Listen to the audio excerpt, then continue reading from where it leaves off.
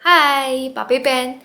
За өнөөдөр бүгдээрээ хэрхэн гоо сайхны бүтээгдэхүүнүүдийг оригинал эсвэл дуураймал эсгийг ялгах тал дээр хамтдаа ярилцъя. За саяхнаас ингээд YouTube дээр бас ингээд TikTok дээр Amazon дээр beauty of гэсэн за өөр юм алдартай солонгос брэндүүдийн дуураймал бараа маш их болцсон байна.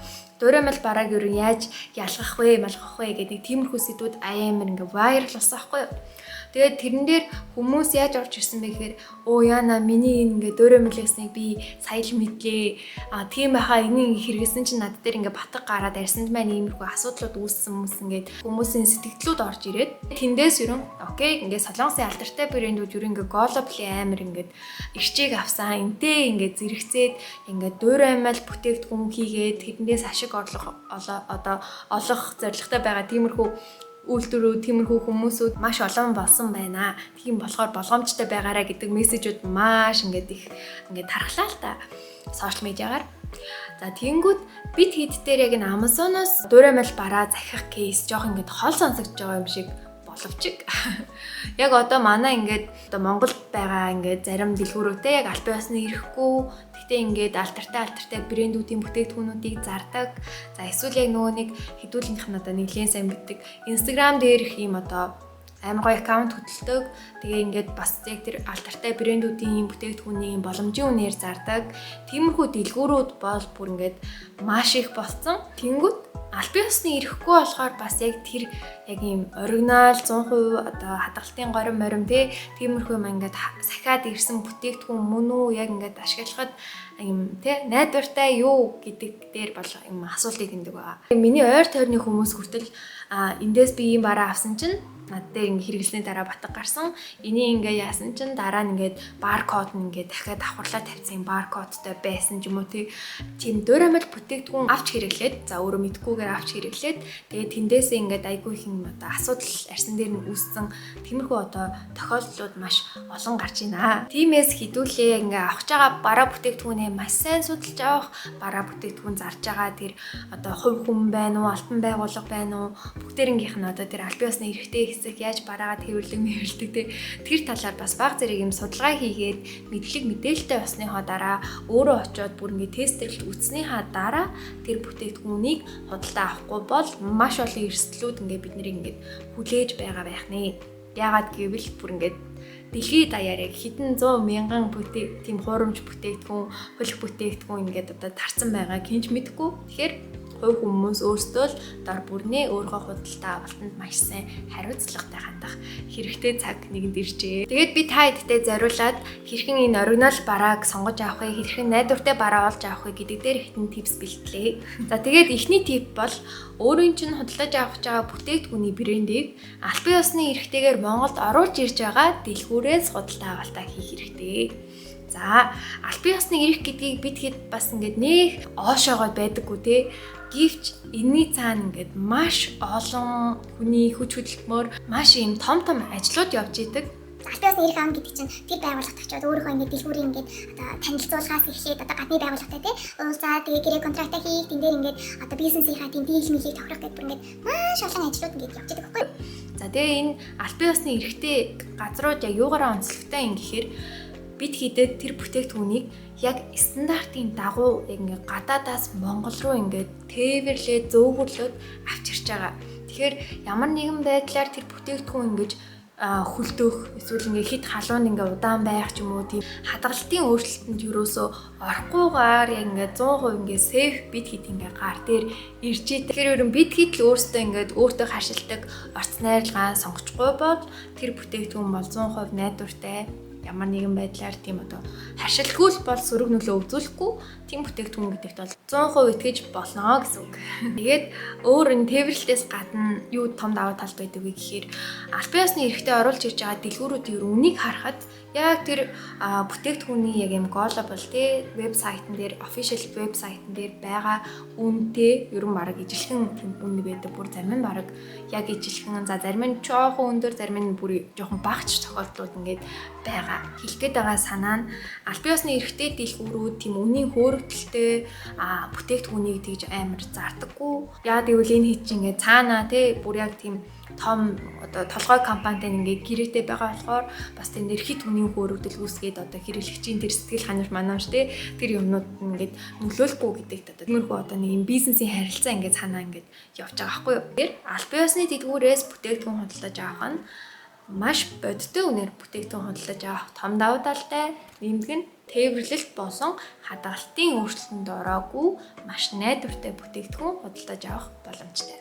Тийм болохоор хэдүүлээ Монголд аль бие усны эрхтэй оруулж ирж байгаа тийм дэлгүүрүүд, тийм алтан байгууллагууд байгаа л бол тэр хэдлүүл хамгийн түрүүнд гүөх хэрэгтэй гэсэн үг. Маш товчхоноор аль бие усны эрхтэй гэж одоо өөрсдийгөө тодорхойлсон тийм газруудыг би бол тэгж амар аль бие усны эрхтэй гэдэг ингээ худлаа ярьж байгаа гэж бол бодохгүй байна. Гэхдээ та хэд маань бас эргэлзэж байгаа бол тий аль бие усны эрхтэй гэж хуримж байх үедээ гэж бодож байгаа бол тэр байгууллагаасаа ийм аль бие усны эрхтэй гэсэн юм сертификат нь байгаа юу гэд асуугаад алтан бичиг ч юм уу тийм юмнууд нь байгаа юу гэд түрүүн асууж хад бас зүгээр болов л гэж бодож байна. Зарим ингээд дэлгүүрүүд рүү ороход тийм аль бие усны нөгөө эрхтэй оруулж иж байгаа гэдэг сертификатаа ингээд хевлээд ч юм уу их хөлбөрийн ч юм ингээд жаазлаад ингээд тавьж мавцсан салбарууд дээрээ байдаг. Зарим нь бүр ингээд вебсайт дээрээ жишээ нь Cloud9 вебсайт дээрээ бүх аль бие усны эрхтэй оруулж иж байгаа брэндүүдийн альбан тоотуудыг ингээд оруулсан байдаг. Гэх мэт. Таад маань үнэхээр аль бие усны эрхтэй гэдэг дээр нь эргэлзээд байгаа бол тэр дэлгүүрээсээ маш найрсгаар таад аль бие усны эрхтэй сертификат ч байгаа юу? Харж болох уу ч юм уу тэгээ асуугаад үзэхэд бол бас нэг амар татгалзаад байхгүй болов уу гэж бодож байна. Үнэхээр л аль бие усны эрхтэй бол тээ. Харин бидний авах байгаа бараа бүтээгдэхүүнтэй яг энэ аль бие усны эрхтэй оруулж ирдэг дэлгүүр байхгүй байлаа гэж бодъё л тоо. Тэгвэл яах вэ гэдэг нэг асуулт байна тээ. Тэгвэл яах гэхээр одоо яг тэр бүтээгдэхүүнийг зарж байгаа хувь хүн байна уу эсвэл тийм дэлгүүр байна уу заавал тэр бүтээгдэхүүнийг очиж хараад тестэлж үзснийхаа дараа худалдан авах хэрэгтэй. Биш л бол ингээд хадгалтын горим алдаа дандаа юм оцсон арилга нь ингээд өөрчлөлтөнд орсон тийм бараа зарж байгаа гэж бас бүрэн ойлгож болохгүй байх л та. Гэхдээ яг хөө тэр бас бүрэн найдвартай биш гэдэг нь бас үнэн яг нэг юм хоёр туйлтай байгаа байхгүй юу?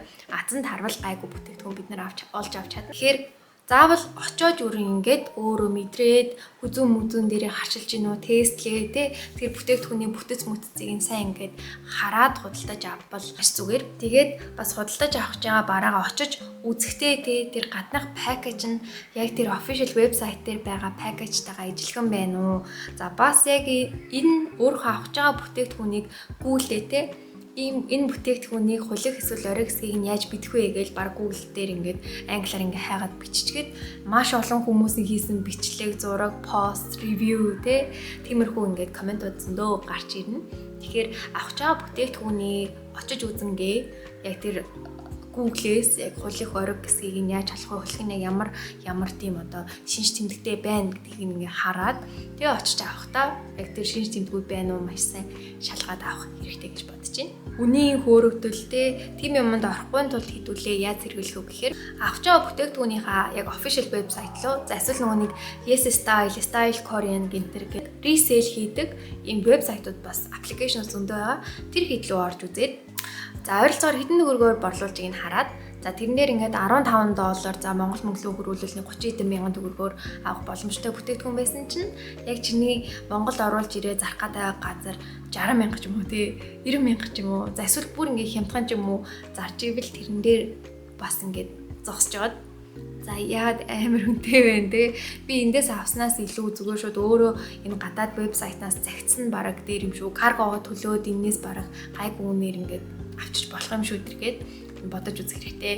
За бас ерөн хит хямдхан байвал тэн дээр бас serial баг red flag энэ баг нөгөө фейкийг нь оруулж ирээд ингээд зарж байгаа гэдэг нь баг баталгаатай гэдээ ерөн ботчиход болно.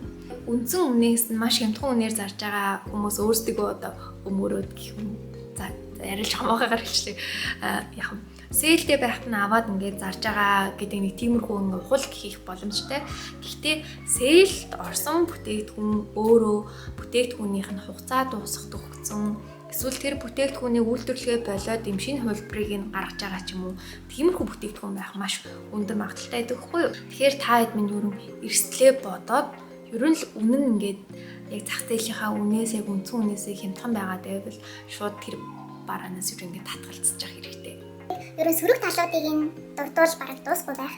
Нүүрэн дээр батг гарахаас эхлээд эмзэг ших, улай, хашаал өгөх, за өөр нүд мөдний хараанч бараг нөлөөлөх боломжтой байхгүй. Нүүр мөрөн дээр ингээд түрч байгаа самсны будаг эсвэл ингээд зохины тосмос байв те. Тэгэхээр хэдүүлээ ерөөсөө л дурамил бүтээгдэхүүн авах хэрэгтэй. Сайн брендийн дурамил бүтээгдэхүүн ингээд хямдхан авснаас ийм дундаж амар гой брэнд зөндөө байгаа те боломж юмтэй. Тим брэндүүдийг сонгоод ерөн худалдаа авалтаа хийх нь хамаагүй зөв. За тэгээд өнөөдрийнхөө бичлэгийг ингээд дуусгая. Тэгээд та хэд минь аль болох худалдаа авалт хийхдээ ингээд өөрөө амар сайн судалгаа хийгээд сурах хэрэгтэй. Энийг бүр ингээд заавал байх юм дадал болгоод өөрийгөө ингээд залхуу хүссэн ч гэсэн хүчлээд судалгаа хийж хэвшүүлэх хэрэгтэй шүү. Би бол ингээд нэг бүтээгдэхүүн авахдаа ингээд бөө ингээд нөгөө official вебсайтуудыг нь гаргаж тавиад үн мөнийг харьцуулаад хизээ бас ингээд амар гоё юм хэмдрэл болдог. Тэрийг нь хараад Монголд хизээр зарж ийн хараад хэрвээ би эндээс захивал хэд болохыг нь хараад ингээд том ч юм уу те худалдаа авалт хийчих бол бүр ингээд бөө тийм судалгаа хийдэг байхгүй юу.